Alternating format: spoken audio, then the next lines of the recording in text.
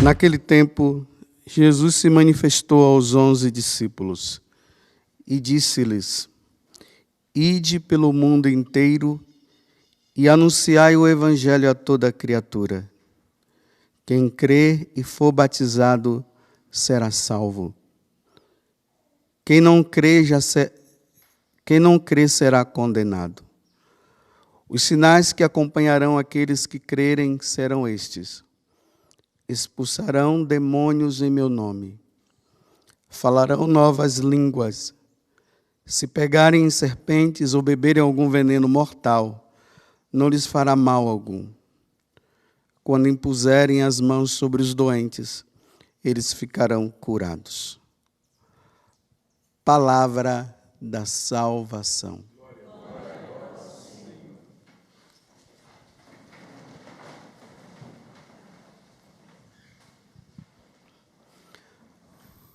Hoje, com muita alegria, a igreja celebra a conversão de São Paulo.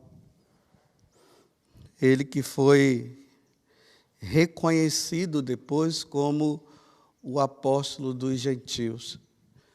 Que na medida que São Paulo ele foi pregando, que primeiramente era aos judeus, e aos judeus que se convertiam ao cristianismo, ele foi percebendo também que os gentios se abriam. E até ele percebe, que os judeus, para se converterem ao cristianismo, estavam mais difíceis, porque eles ainda tinham um coração muito fechado por causa da religião judaica. E durante, vamos dizer, séculos e mais séculos, a religião judaica sempre foi tida como a religião em si, e agora seguir Jesus Cristo, então havia uma dificuldade, mas para os gentios havia uma abertura maior. Aí São Paulo decide, de agora em diante ele ia pregar aos gentios. Aí ele se torna o apóstolo dos gentios. E hoje nós nos deparamos com essa grande graça, daquele que perseguia a igreja, se tornou um grande apóstolo e defensor da Igreja Católica. Mas hoje eu queria me deter nesse testemunho que São Paulo ele está dando quando ele fala do que levou ele a perseguir os cristãos. Ele vai ali para Damasco, ele pede uma carta de recomendação a Gamaliel, e ali ele tem a autorização de perseguir os cristãos e, se fossem preciso, colocarem na cadeia ou até morrerem, matarem. Como nós vimos ali o Estevão, que na hora que Estevão estava sendo morto, Paulo estava lá. Saulo, depois é que vem esse nome de Paulo. Mas por que ele perseguia os cristãos? Porque ele era um fariseu, zelador da religião judaica. E ele percebeu que aquela seita, que na cabeça deles o cristianismo era uma seita, ela poderia prejudicar o judaísmo. Imagine interferir com doutrinas que não fosse aquela que Moisés havia ensinado, que está ali nos primeiros livros. E era isso que estava acontecendo.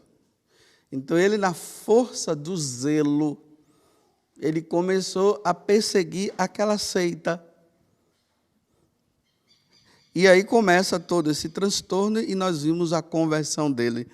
Mas veja aqui uma coisa interessante, que é para nós entendermos muito mais isso, ainda mais para os tempos que nós estamos vivendo hoje. Quando Paulo ele se encontra com aquela luz que é Jesus ressuscitado, Jesus fala, como ele testemunha aqui, e também está no capítulo 9 dos Atos dos Apóstolos, nós estamos no 22, de 3 a 16. Jesus diz para ele o seguinte: Saulo, Saulo, por que me persegues? Olha, mas como? Que ele poderia estar perseguindo Jesus? Ele estava perseguindo aqueles que haviam se convertido aos seguidores de Cristo, mas não era Jesus que estava ali na frente. Então aqui, o que é que se vem? Vem a teologia do corpo místico de Cristo. Jesus é a cabeça e a igreja, ele é a cabeça da igreja, e nós, dentro dessa igreja, nós somos os membros. Então, quando se persegue os membros da igreja, está se perseguindo o Cristo. Porque é um corpo, né? Então, se é um corpo, se você puxa a mão, você está puxando o corpo todo. Se você dá um murro no olho de uma pessoa, o corpo todo sente. Então, é isso que ele está dizendo. Então, Paulo, ali ele começa a entender, né? Perseguir os cristãos é o mesmo que perseguir o Cristo. Não existe uma diferenciação entre Cristo e a igreja. Cristo e a igreja é uma coisa só. É o sacramento, é o sinal da presença do Senhor, é a igreja católica. Então ele começa a perseguir. Mas como é que os cristãos estavam vivendo naquele tempo, naquele primeiro período da igreja, que Paulo começou a perseguir? Depois, se vocês quiserem, vocês pegam os Atos dos Apóstolos, o capítulo 2, do versículo 42 a 47, e também os Atos dos Apóstolos, capítulo 4, do versículo 32 a 35, que está a mesma coisa. Eles viviam como? Eles eram perseverantes na doutrina dos apóstolos. Aquilo que os apóstolos ensinaram, eles eram perseverantes. Eles não se desviavam do que os apóstolos ensinavam. Então, significa que eles tinham um conhecimento muito grande da doutrina, que estava surgindo com aquela tal seita, que não é a seita, é o cristianismo. Eles reuniam-se frequentemente para a fração do pão, ou seja, para a celebração da Santa Missa. Com frequência, eles estavam se reunindo. Então, significa que aqueles convertidos já não estavam indo tanto participar do sacrifício que acontecia lá no templo de Jerusalém. Embora ainda estava assim, né? Porque estava bem no início, a coisa ainda estava meio assim. No mais ou menos, né? Entre aspas. Porque até eles chegarem à compreensão completa ainda levou um tempo. Eles se reuniam, né? Eles se reuniam e rezavam. Aquele grupinho estava ali firme, rezando. Eles se colocavam em oração, principalmente rezando pela perseguição dos cristãos. Eles viviam unidos. Eles eram unidos. Não existia discórdia, divisão entre eles. Eles eram bem unidos. Tinham tudo em comum. Então, o que eles tinham de alimentos, eles dividiam entre si, porque, uma vez que eles já não estavam seguindo tanto o judaísmo, eles estavam passando por dificuldade financeira, a questão de alimentação e tudo. Então, eles dividiam tudo. Frequentavam o templo também. Estavam lá frequentando o templo. Mas só que a cabeça era diferente. Não era a cabeça do judaísmo. Era uma cabeça do cristianismo. Era a cabeça do cristão. Então, o que é que Paulo faz? Vamos perseguir esse povo aí, porque vai causar um grande problema. Mas vejam só, o que é que isso tem a ver conosco para os tempos em que nós estamos vivendo? E isso nós precisamos estar bem atentos, viu? Eu me recordo que quando eu cheguei aqui em 93, né? Esse ano vai fazer 28 anos que eu estou na Canção Nova. Ali o Paulinho, eu encontrava o Paulinho rezando na capela, ele disse que nós nos encontrávamos lá. Depois foi em 94 que foi instituído o noviciado da Canção Nova, como hoje tem, né, que nós chamamos de discipulado. E aí eu conheci Vanúzia nesse tempo. Depois, lá para frente, eu fui conhecendo Rubens e tudo mais. E nesse período, o padre Jonas, ele falava muito para nós, principalmente internamente. Ele falava muito da segunda ordem, a ordem mundial. Ele falava muito de um governo que iria surgir, que seria um governo único.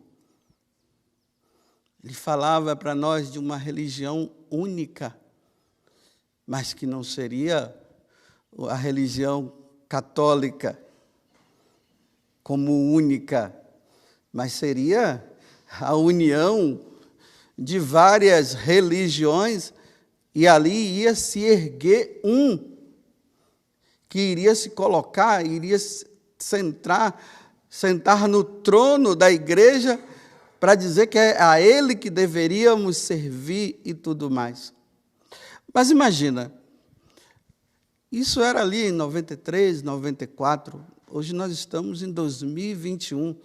Nós ouvíamos tudo aquilo e isso nos animava, nos ajudava, e nós queríamos ser missionários mesmo, pregar o evangelho, e saíamos pelo Brasil todo anunciando o evangelho de nosso Senhor Jesus Cristo.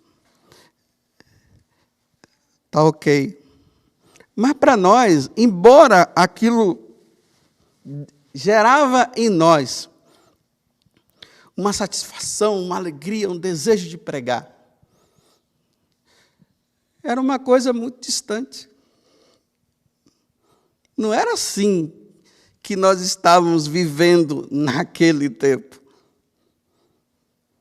Só que agora nós estamos percebendo com clareza. Só não percebe quem não quer ou que vive alienado achando que não é bem isso. E nós vemos isso com clareza. Há uma organização para um governo único e há uma organização para uma religião única. Isso é claro. E há ainda uma perseguição velada e, ao mesmo tempo, que não é velada. Há uma perseguição aqui, outra perseguição lá.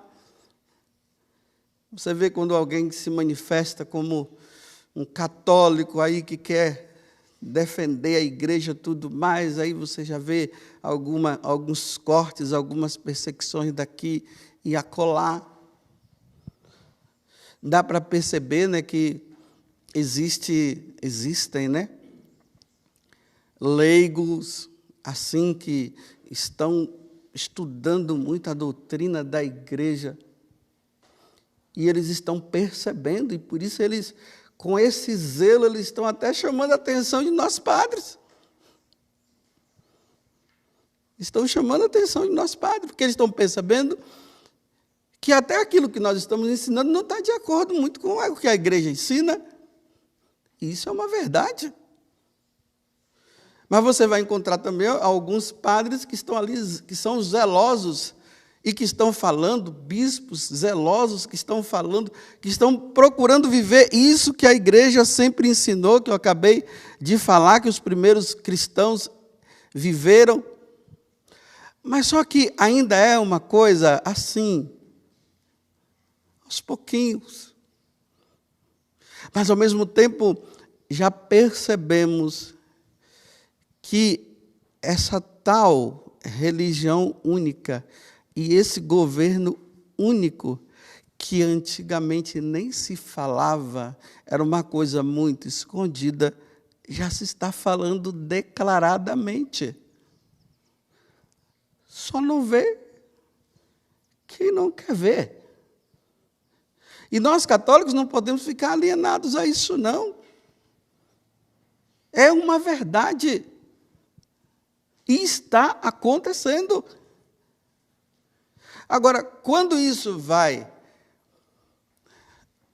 se tornar, e quando isso vai acontecer, nós não sabemos, mas tudo indica que não vai ser uma coisa muito demorada, não. E se vocês perceberem, até mesmo esse tempo da pandemia tem adiantado muita coisa, e isso é uma verdade, tem adiantado. Eu repito, só não vê quem não quer ver. E nós não podemos, enquanto católicos, não podemos ficar alienados. E o que é que nós vamos ter que fazer? Vamos ser firmes naquilo que nós aprendemos. Nós não podemos ficar no mais ou menos. Não dá para ficar no mais ou menos. Nós temos que nos identificar com aquilo que nós somos. Eu não estou dizendo que é para ficar na internet aí, nas redes sociais, brigando e não sei o quê. Não é isso que eu estou falando. Eu estou falando o testemunho que nós devemos dar com a nossa vida. É a nossa vida. É o dia a dia.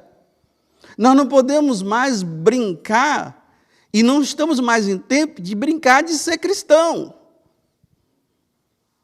Porque se nós brincamos de ser cristãos, nós vamos ser facilmente levados pela falsa doutrina, pelo falso ensinamento. E é por isso que eu falo muito para vocês. Olha, é tempo de estudar o catecismo. É tempo de estudar a sã doutrina. Não é somente um tempo de fazer estudo da Sagrada Escritura, também.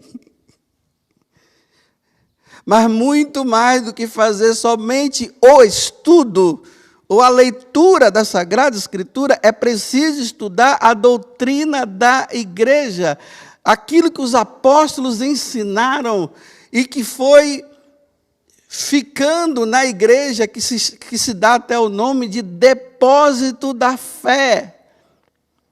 Esse depósito da fé precisa estar na ponta da nossa língua. Não dá somente para dizer que Marcos capítulo 1 fala isso, que no capítulo tanto de João fala aquilo, e os Atos dos Apóstolos falava aquilo.